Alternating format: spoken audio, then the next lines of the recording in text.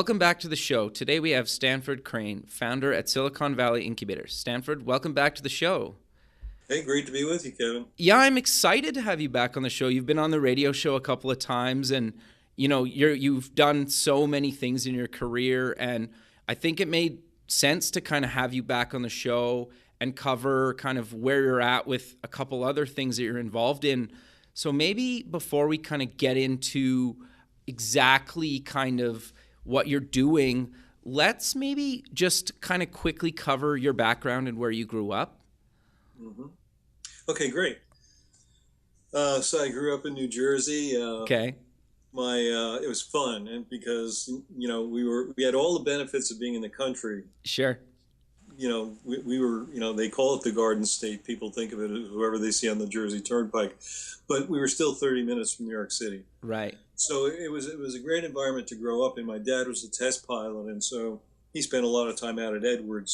So he was testing, the Century Series fighters and so forth, and that's kind of where I got my engineering bent on, because everything back then was pure engineering. I mean, Right. No one had ever done it. You didn't have computer analysis, computer flow analysis, and everything was kind of seat of the pants and thinking. And so I ended up meeting a lot of great people. I mean, Chuck Yeager, Bill Lear, Danny Kaye, ironically, was a big flying fan, and he used to come around.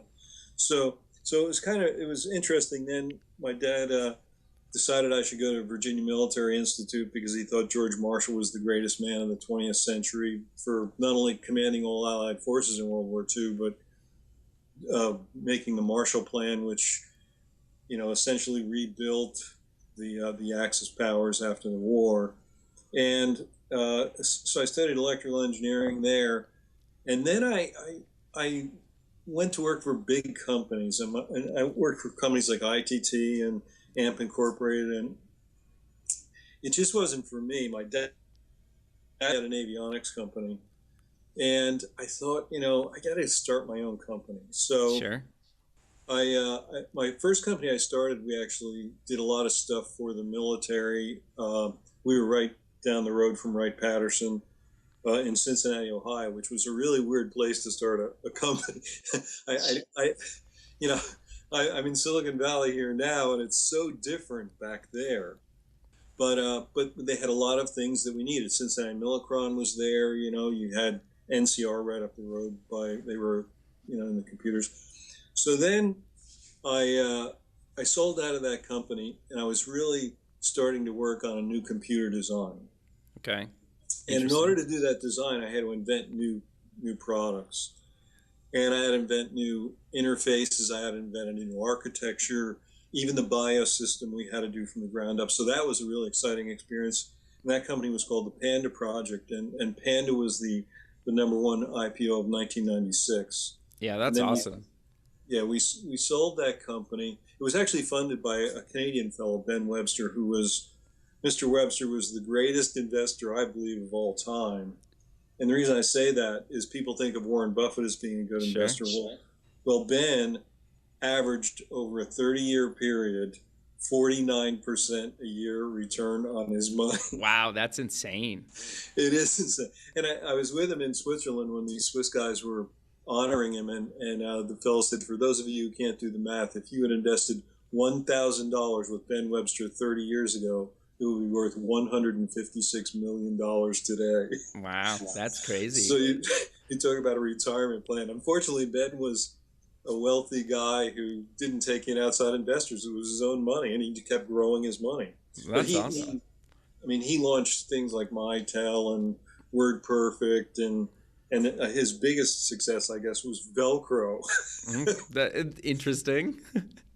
But he only invested in startups. Okay. He didn't invest in any mature companies, and he said, that way I have more influence, and I can help guide the company. And to me, he was a great help in my career. So then, after I sold out, and I was required to come out here to Silicon Valley to work with these people, I started getting a lot of people coming to me saying, how did you do it? How do you start a company? How do you take it to exit? And so I decided to start this incubator. Okay. And I think it's fortunate that I have a kind of a horizontal background. So unlike, for example, a PhD who they know like the one thing they wrote their thesis on, Totally. and that's kind of, they know everything about that. So if you're interested in that, they can tell you everything about that. But my interests were much more divergent. And so I've got about 170, I think, patents, something like that now. Wow. And they're in lots of different areas: computers, fiber optics, semiconductors, MEMS devices, uh, telecom architecture. So anyway, so these people would come to me and say, I got this idea. Do you think this will fly? And it's a tough thing if you have a person who's really passionate about something, but and this is part of the problem with venture capital today, but they aren't a venture capital type company. And the reason I say that is venture investing is really all about hitting not home runs, it's about hitting like grand slam walk-off home runs. And if you look at it, so I don't know whether this is true, but this is a often quoted fact here in the Valley, that if you took 9 of Kleiner Perkins' investments out of the company over their 40-year history, they would have a negative return. Interesting. So that's what I mean by the super home run, where you're just knocking it completely out of the park. And Andreessen Horowitz put it, Mark Andreessen was being interviewed by the Wall Street Journal, and he said, fundamentally, we are about the unicorns, which Eileen Lee from Cowboy Ventures quoted that in her big article in 2013 about the unicorns. And these unicorns are companies that get to $1 billion valuation. So when you invest early, as VCs do, and you can have a company that grows to $1 billion valuation, you tend to have very high returns. But in order to do that, as Andreessen said, you have to have a company that can get to 100 million in revenue. Sure. Now, this is part of the flaw, in my view, of the VC model. And the problem is, you could have a very nice $50 million company, a year company, and you'll never get funded by a VC. Sure. Because they need, for them, if you can get to 100 million in revenue, you can go public, and then they expect you to grow from there. And that gives them two things. That gives them further growth because the public markets are much bigger, and they typically value companies much higher than private firms. But secondarily, it gives them liquidity. And remember, all of these VCs have a certain time horizon that they have to invest in. And when that horizon is over, they have to give the money back. And so they want to give it back more money than they got, and that's the way the pension funds and the limited partners make their money. So if someone comes to me and they say, I had one fellow came to me and he said, I need some money. I need a couple $1 million. And so I said, okay, let me, where are you going with this? What's the business model like? And I'm very different in that regard than some people here in the Valley. There are plenty of companies, I'll tell you the joke here out in the Valley is that someone opens up a new bar in Palo Alto and 1 million people show up, but nobody bought anything. So you can capture eyeballs, but if you can't monetize it, it's the point. And yet there are tons of these companies out there. I've seen, some of the naysayers have said as many as 70% of the companies that are unicorns now will go out of business because they can't generate adequate revenue. Fair. And I wouldn't put Snapchat in that category because I think they'll eventually figure out how to monetize it. But let's put it in perspective. Snapchat has raised $1.2 billion. Yep. The last round was at a $20 billion valuation. In 2015, they did $59 million in revenue. That's ridiculous. Mm-hmm. So maybe they'll figure it out. And you see companies like Twitter who struggle, and it's all about how many uniques and so forth. I don't like to know about uniques in my incubator. I like to know about cash flow. Sure. So can you sell something and can you actually make a profit selling it? And if you can't do that, then you probably can't go in the incubator. So I had a fellow come to me and he said, I've got this idea. I need a couple $1 million.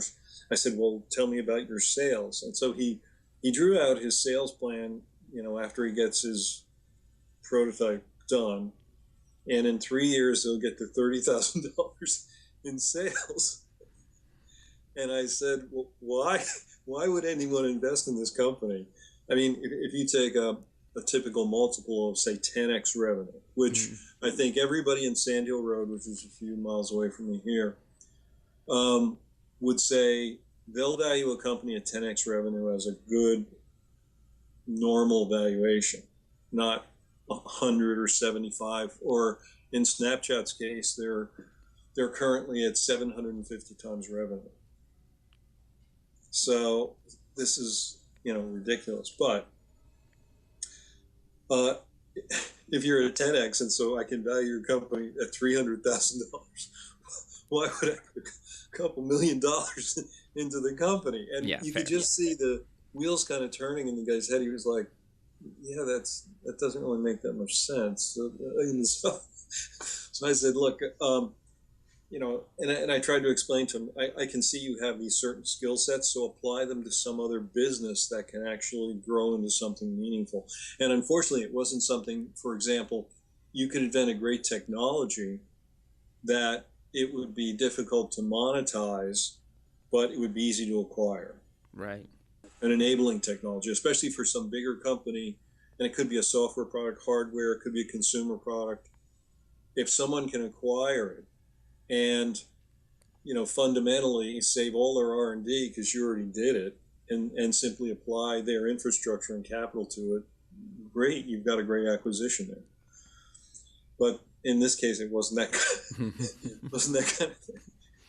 So, but we do have some, of course, our super unicorn that we have in the incubator is World Motoclash, and sure.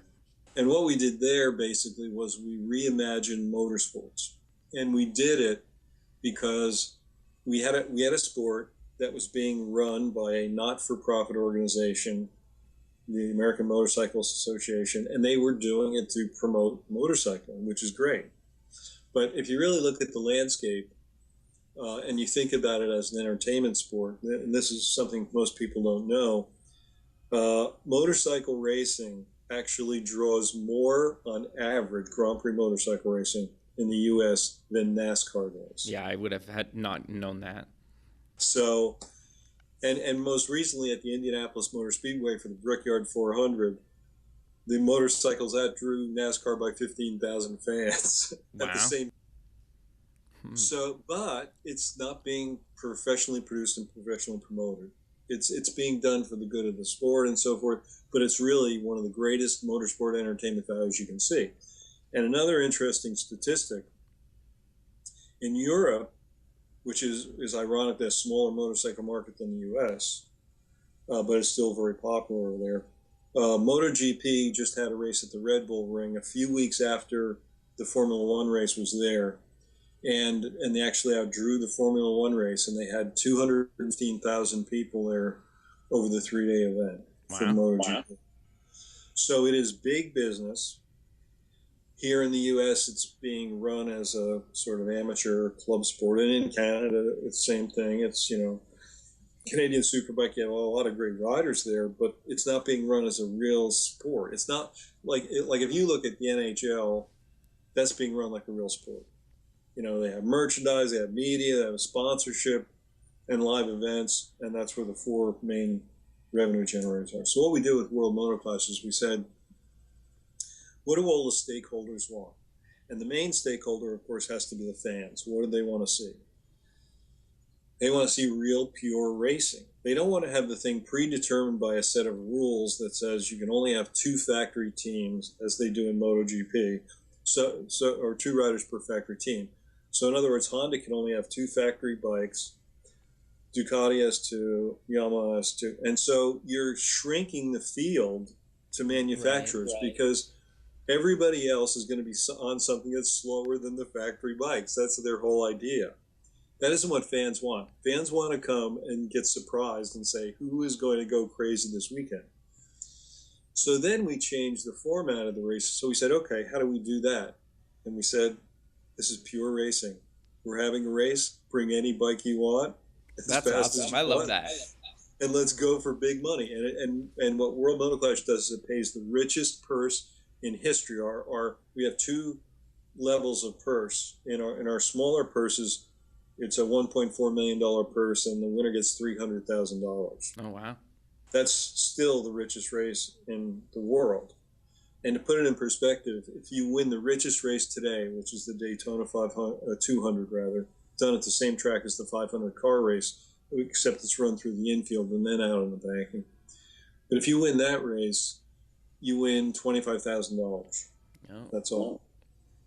So if you win our low-level race, you win 300. If you win the higher-level race, you win $1 million. Wow, that's awesome. Yeah, if you finish in 15th, you win $25,000, which is the same. So, I was talking to some of the racers, and they go, I think I can finish 15th. Yeah, yeah. I said, well, there are probably 500 other guys who have the same idea, so you better bring it. So, and then what's also different is this isn't a series in the sense that we crown a champion at the end of it. Every one is its own shootout. Gotcha. And that's what the fans want. So it's not like, and when I raced for 12 years, and I was a team owner for over 20. You manage for a championship because the way the factories and the sponsors would pay you would be on you're finishing in the championship. That's not good for entertainment value, because if you're having I'll just mail this one in because I'm ahead of some other guy and I don't really care about winning. That isn't the way it works in World Motocross. You get paid more the higher up you finish. So you jump, even in our low-level race, you go from 300 down to 150 in second place. That's a pretty big swing there in the money. And for these kids, but even more importantly, for the sponsors, we have a complete media package that just is perfect for them. We have 6 hours instead of 1.5 hours, which is typical coverage. We have reality shows that build the people up and so forth. So it's really kind of it's a complete reimagination of motorsports. And I can't say right this moment what's going on, because it's all going on behind the scenes with some very big people.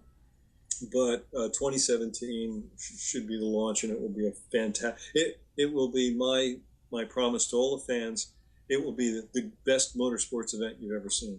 Interesting. No, that's awesome. I love that idea. I think it's really cool what you're doing with that. So maybe kind of let's close out the show with talking about what is your Plan 182? Plan 182 is, we kind of touched upon this just by saying, if you look at what venture capitalists are looking for, they have very narrow silos of structure, mm-hmm. and they have limited time horizons, and they have certain industries that they operate in, and they have certain geographies that they operate in. Like this is the nuclear center here in Silicon Valley. So within 10 miles of my office, there's probably 50% of the world's venture capital within 10 miles of this office. Wow. So that's okay, except if you're an entrepreneur in Louisiana or Alabama or Indiana or Canada or wherever, you're not going to get money that easily. So what Plan 182 does is it says, look, you could have, as I said, the nice $50 million business, and we can fund that, or even $10 million or $5 million. And what it is the realization that what's really wrong with the U.S. economy, and same globally, is that there is very segmented access to capital. So you hear our presidential candidates talking about, I'm going to do this to grow the economy. There's only one thing that they really need to do, and that is get entrepreneurs access to capital and on a national basis. So what Plan 182 does, and I picked the name Plan 182 because $182 billion is the amount that the Fed gave AIG to bail them out. Interesting. Okay, so in my view, if it was good enough for Wall Street, it should be good enough for the American people and the American entrepreneur. Makes sense. And today in America, we have not only unemployment, but we have underemployment. And so the way to get rid of underemployment is not to make more giant companies. Like when I worked at IT&T, the whole idea was, hey, we just buy this company and then we cut out their whole corporate office because we already have a corporate office. And so all these sort of middle managers and upper managers get canned and we save money. This was their whole strategy. Interesting. So they used to say that Harold Janine was the the CEO back then, and if Janine walked down the office and saw your desk was clean, you got fired because he didn't think you were working on anything.